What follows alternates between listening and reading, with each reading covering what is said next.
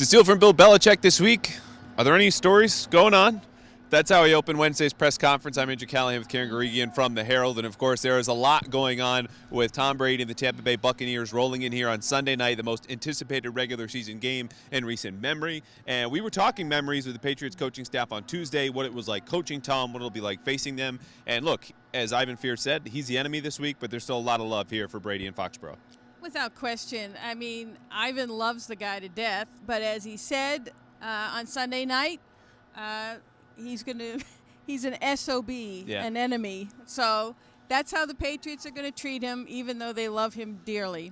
Yeah, they do. And that goes for Steve and Brian Belichick, assistants on the defensive staff who looked up to Brady as role models because Steve, being 34, Brian, 28, 29, grew up in Brady's shadow here and said they had a lot of appreciation for him. Yeah, Brian in particular talked about being an 8-year-old running route trees with Brady, and it just basically told him what a great guy and a great quarterback Brady was all those years back then. Yeah, and Brady has not spoken to reporters down in Tampa Bay yet, but we did hear from him on a Sirius XM podcast talking about he knows everything up here. He knows what the smell is like, how the wind blows, what the Patriots want to do to him defensively. As you listen to all of that, what was just your general takeaway about how Brady seems to be approaching Sunday? Well, he says he's not going to be nostalgic. He's not going to, get all weepy and emotional. But somebody who says that, I almost think he is going to be, or can't help but being walking in the stadium.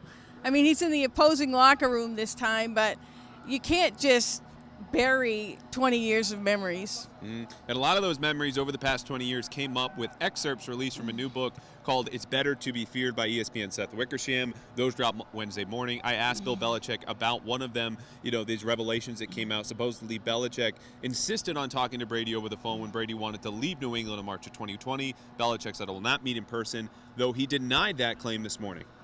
Yeah, it was kind of the one thing he sort of answered with respect to Tom Brady. And, it's mapped out that one of the reasons, Tom left was kind of a fraying relationship with Belichick. But Bill says they're good. They're all good. They've been good and continue to be good. Yeah. Nothing new there from Belichick, speaking very glowingly of opposing quarterbacks, even to the point of maybe overstepping honesty there. But to wrap up things on the field, N'Keal Harry, he is off injured reserve for the Patriots. He could play as soon as Sunday. We haven't seen him since mid-August. And the Buccaneers signed free agent corner Richard Sherman, though he's not expected to play. So it's a busy week. It will only get busier as we get closer to kickoff. Patriots-Bucks at 8:20 p.m. here from Gillette Stadium.